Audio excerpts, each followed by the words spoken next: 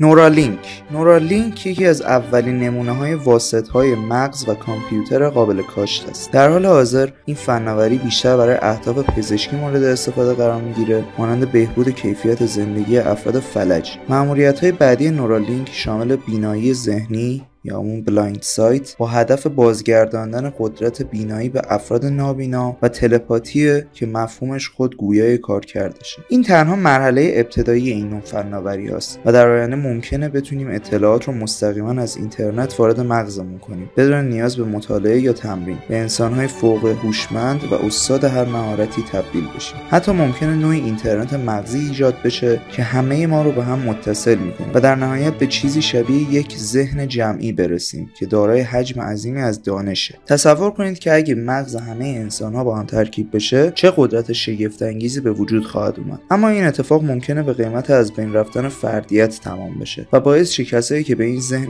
جمعی نپیوندن در مقایسه با بقیه کاملا ناتوان بشه. البته همه اینها فعلا در حد حدس و گمانه، چون هنوز مشخص نیست که اصلا انتقال آگاهی انسان به دنیای دیجیتال ممکن باشه یا نه. اما اگه چنین چیزی شدنی باشه، بشریت ممکنه به جاودانگی برسه، یا با انتقال آگاهی به ربات‌ها یا با ورود به یک شبیه‌سازی دیجیتالی که در اون زمان بسیار کند سپری میشه و حس ذهنی جاودانگی رو به انسان میده. همچنین ممکنه بازی‌های ویدیویی واقعیت مجازی فراگیر به واقعیت بپیوندن، به طوری که واقعا داخل بازی قرار بگیره. اما باید به این نکته مهم توجه کرد که اگه چنین فناوری‌های قابل دستکاری یا هک شدن باشن، در واقع ادراک و آگاهی خودمون رو برای همیشه به کسی دیگر واگذار کردیم.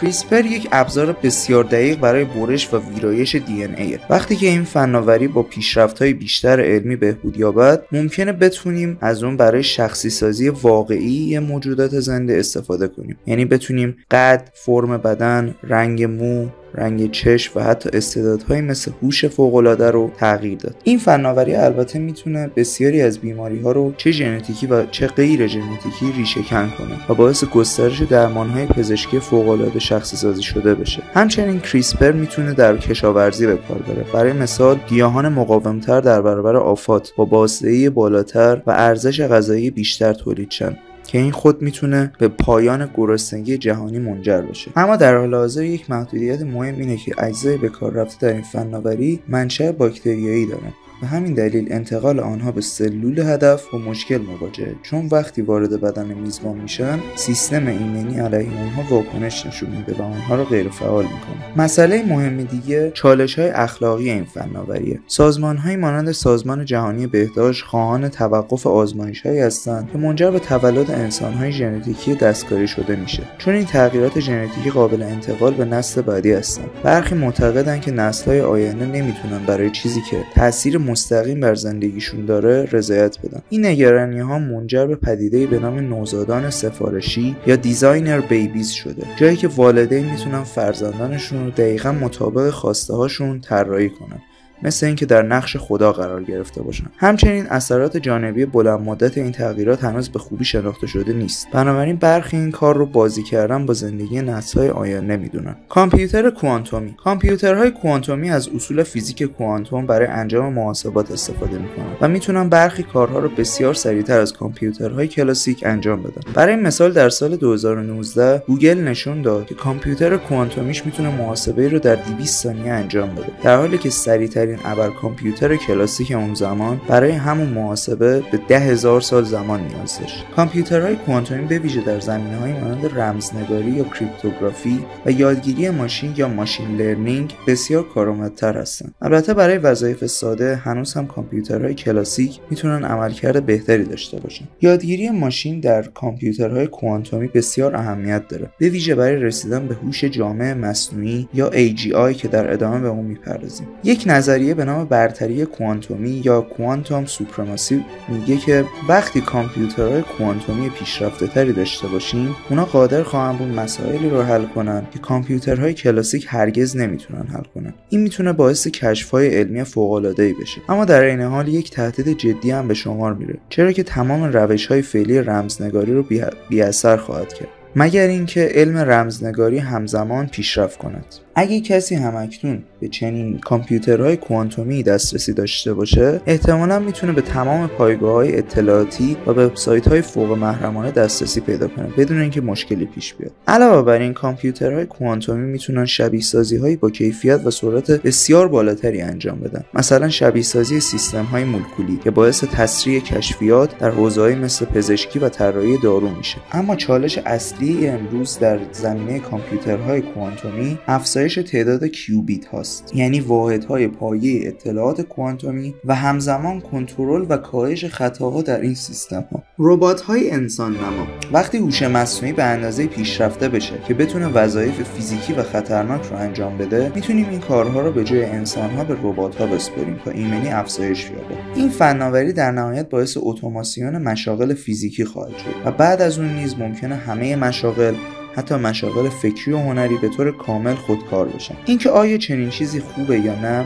موضوعی بحث برانگیزه. احتمالاً هر فردی در آینده یک دستیار رباتی شخصی خواهد داشت، به ویژه افراد سالمند. همچنین ممکنه شاهد ظهور ورزش‌های رباتیک باشیم و از ربات‌های انسان نما در جراحی‌های دقیق و بدون خطا استفاده بشه و بدون شک از این ربات‌ها در اهداف جنسی نیز استفاده خواهد شد. در حال حاضر پیشرفته‌ترین نمونه‌های ربات‌های انسان نما ربات‌های شرکت باستن داینامیکس هستند که احتمالاً تاکنون ویدیوهایی از اونها رو دیدید. هوش مصنوعی مولد یا جنراتیو AI. هوش مصنوعی مولد هنوز در مراحل ابتدایی خودش قرار داره، چرا که محتوای تولید شده توسط اون هنوز برای افراد با تجربه قابل تشخیصه. اما با گذر زمان تشخیص تفاوت میان محتوای تولید شده توسط هوش مصنوعی و واقعیت تقریبا غیر ممکن خواهد شد. این فناوری باعث دموکراتیزه شدن تولید محتوا میشه، شبیه اون چیزی که در صنعت بازی‌های ویدیویی اتفاق افتاد، جایی که توسعه دهندگان مستقل تونستن بازی‌های بهتر از استودیوهای چند میلیون دلاری بسازن.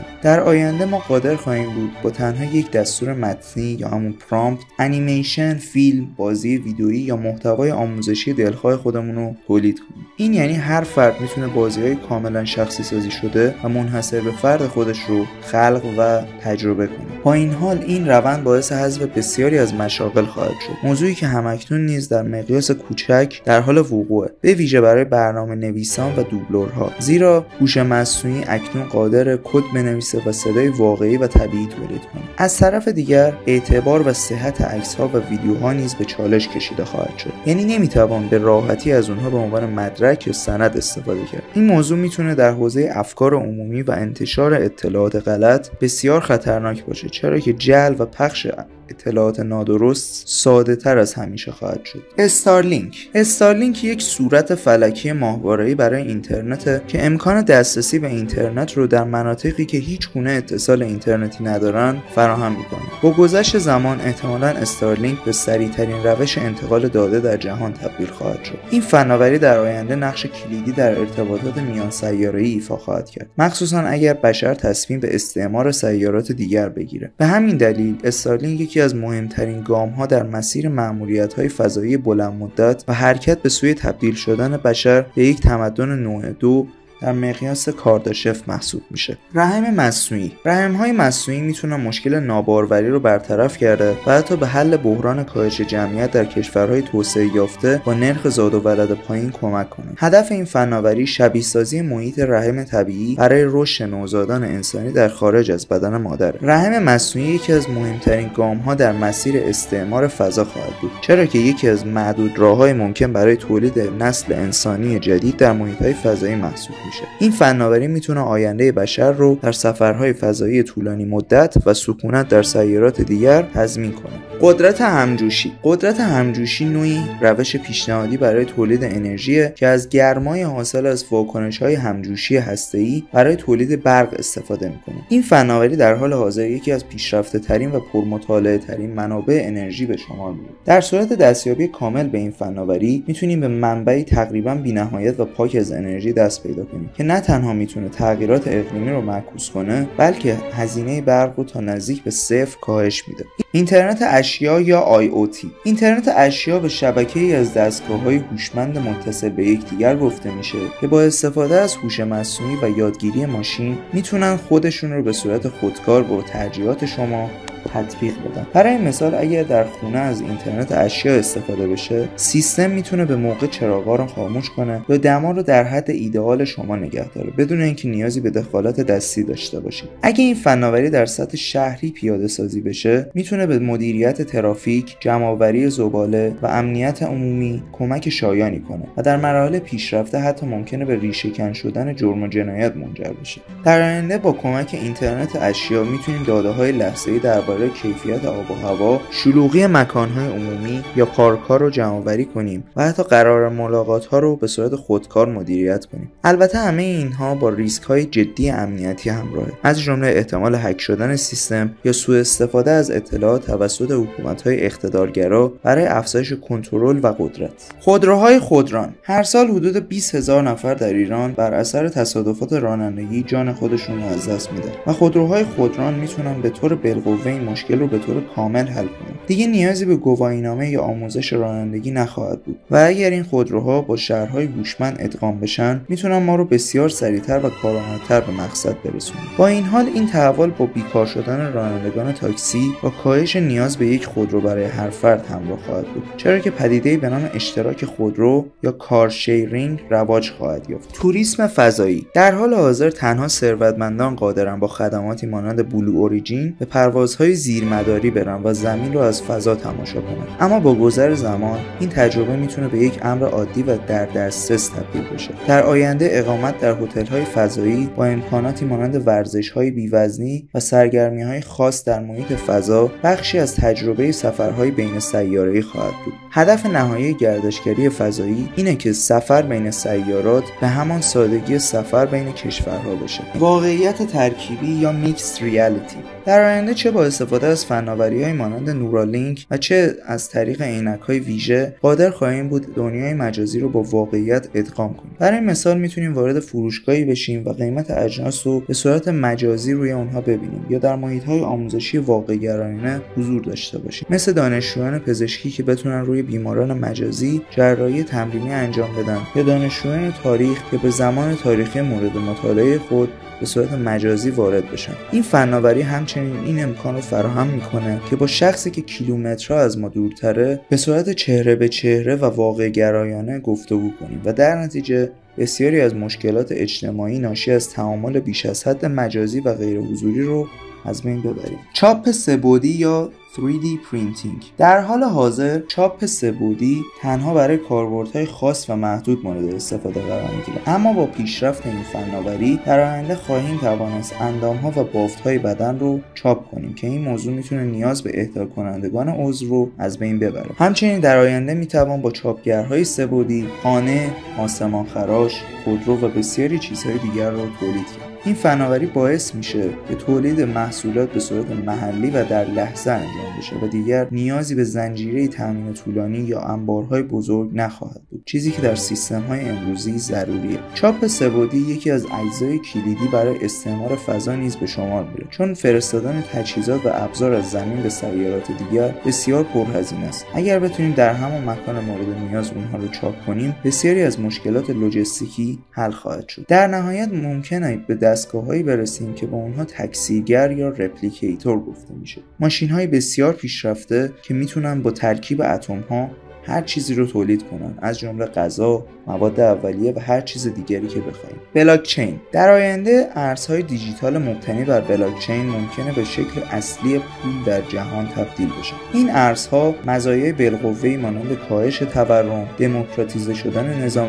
پولی و غیر قابل جعل بودن تراکنش‌های مالی گذشته رو دارن. با استفاده از فناوری بلاکچین، پلتفرم‌های مالی میتونن غیر متمرکز بشن، یعنی افراد بتونن بدون نیاز به بانک‌ها یا واسطه‌های مالی وام بدهند، وام بگیرند و سرمایه‌گذاری کنند. البته این موضوع میتونه به کاهش قدرت اقتصادی دولت‌ها بیانجامد، به ویژه اگه دولت مالک ارز دیجیتال مورد استفاده نباشه، چون در اون صورت جمع‌آوری مالیات بسیار دشوارتر خواهد شد. اما اگه به کاربردهای بلاکچین فراتر از پول نگاه کنیم، می‌بینیم که این فناوری میتونه سیستم‌های شناسایی شخصی بهتری ارائه بده، از حریم خصوصی محافظت کنه، جلوگیری از جعل و کلاهبرداری در هویت ادبیات و اسناد کنه، زنجیره تامین شرکت‌ها رو شفافتر و قابل ردیابی کنه و حتی سیستم‌های رأی‌گیری ضد تقلب ایجاد کنه. هوش جامع مصنوعی یا AGI یعنی هوش مصنوعی که بتونه مانند انسان یاد بگیره، بفهمه، استدلال کنه و اون رو در زمینه‌های مختلف به کار ببره. دستیابی به AGI میتونه سبک زندگی ما رو بیشتر از زمانی که بشر از دوران ماقبل تاریخ وارد عصر مدرن شد